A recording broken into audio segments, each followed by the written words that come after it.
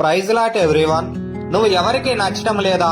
నువ్వు ఎంత మంచిగా ఉన్నా, నిజం మాట్లాడినా, నీతిగా నిజాయితీగా బ్రతుకుతున్నా నువ్వు ఎవరికి నచ్చటం లేదా? నిన్ను చిన్న చూపు చూస్తున్నారని బాధపడుతున్నావా? ఈ మాటలు నీ కొరకే పూర్తిగా విను. యోసేపు చిన్నతనములో సొంత అన్నలకు నచ్చలేదు. ప్రధాన కారణం ఏమిటంటే వారితో ఏకీభవించకుండా వారి చెడు పనులు తండ్రికి చెప్పడం వలన. ఆదికాండం 37:2. యోసేపు పెద్దవాడైనప్పుడు పోతిఫరు భార్యకు నచ్చలేదు, ఎందుకంటే తనతో పాపం చేయనందుకు.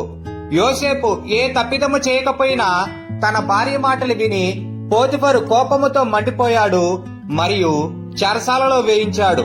యోసేపు జీవితంలో ఏ తప్పు లేకపోయినా చాలా మందికి అతను నచ్చలేదు. అయితే మనుషులు తక్కువగా చూసినా, చాలా మందికి నచ్చకపోయినా యోసేపుకు దేవుడు తోడై ఉన్నారు. ఎవరైతే యోసేపును చిన్న చూపు చూశారో, ఎవరికైతే యోసేపు నచ్చలేదో వారందరి ముందు దేవుడు హెచ్చించాడు. ఈ రోజు నువ్వు నీ అన్నదమ్ములకు, అక్కా చెల్లెలకు, నీ భార్యకు, భర్తకు, పిల్లలకు, ఇరుగు పొరుగు వారికో, నీ స్నేహితులకు నచ్చకపోవచ్చు. నువ్వు ఎంత మంచిగా నిజాయితీగా బ్రతికినా నిన్ను చిన్నచూపు చూడొచ్చు.